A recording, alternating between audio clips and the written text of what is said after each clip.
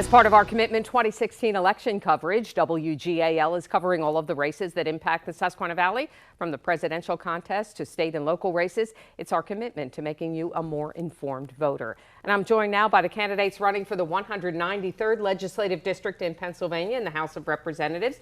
The district covers parts of Adams and Cumberland counties. The candidates are, from left to right, Denise Van Essen, who's a psychologist who has worked in education and law enforcement. She's the Democratic challenger from Butler.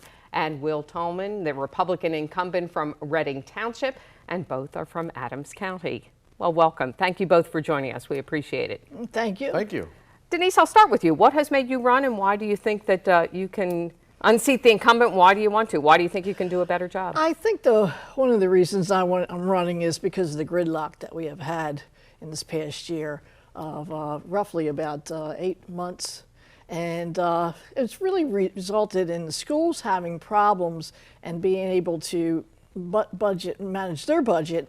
And then what has happened is come down to the taxpayer. Basically, the gridlock has resulted in the schools scrambling for money. Are you talking about the budget impasse last year? Right. Yes. Yes, I am. And the schools scrambling for money to the point that some schools had to take loans out to get money together to even start for that school year. And again, the taxpayer, it came down to the property taxpayer picking up the extra in that area. What would you do quickly to not have gridlock in Harrisburg?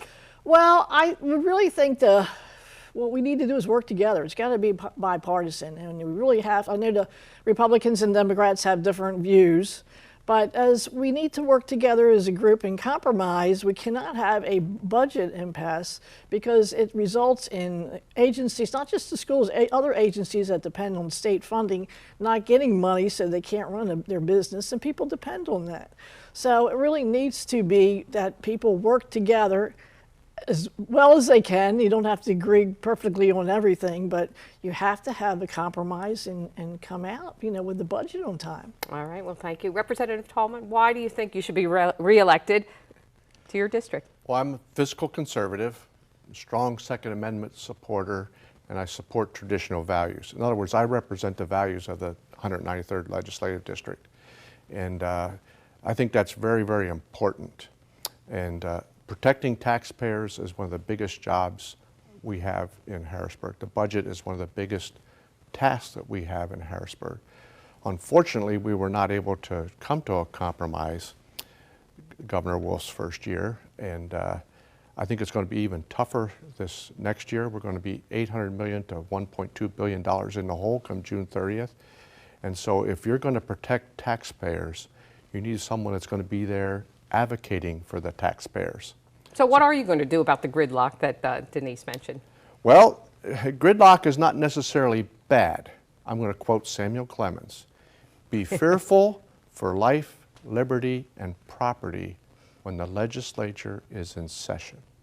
And that's a wonderful quote, by the way. So if we do not impose new things on our taxpayers, and our governor wanted huge personal income tax and sales tax increases, which we successfully did not do to our taxpayers. So I thought it was a good thing. But one thing that is down is revenue, and it is below what estimates showed that it would be in Pennsylvania. How do you increase the revenue? Well, I'm not sure we need to increase revenue. We need to decrease spending. We don't have a revenue problem, though in our current budget we do.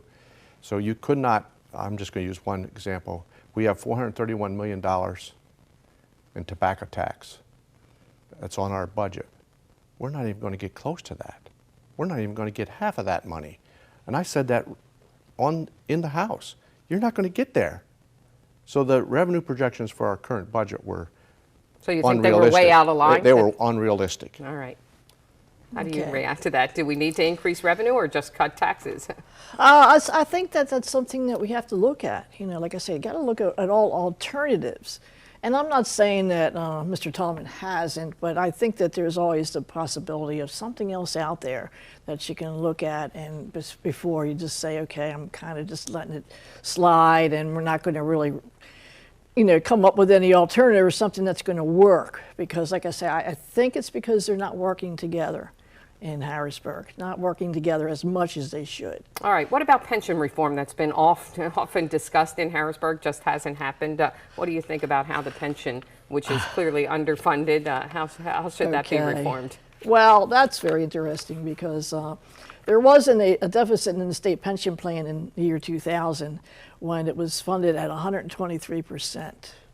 And now it's funded at 63%. And in 2001, of course, we had 9/11, and in 2008, we had the Great Recession. So that took everything down. I mean, our stock market, everything went down. But for the most part, what happened is some of the legislators got into the money for some reason.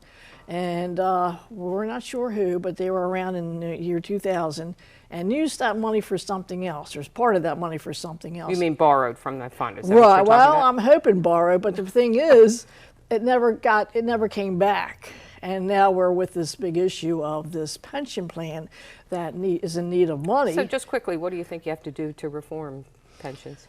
Well, the Senate and the House, they have their own pension plans, the hybrid plans to do. But I'm not sure now that's really the best, again. But now, as far as the U.S. Pennsylvania Supreme Court is concerned, the people that have already been hired, there's a binding contract.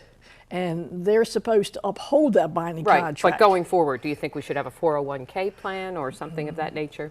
Going forward, I wouldn't advise a 401. I still think we should try to work out something else besides these two hybrid plans, but that might be what it comes down to. All right, Representative Tallman, you've been there for a while. How do we reform pensions? Well, that's interesting because it's been a tough nut to crack.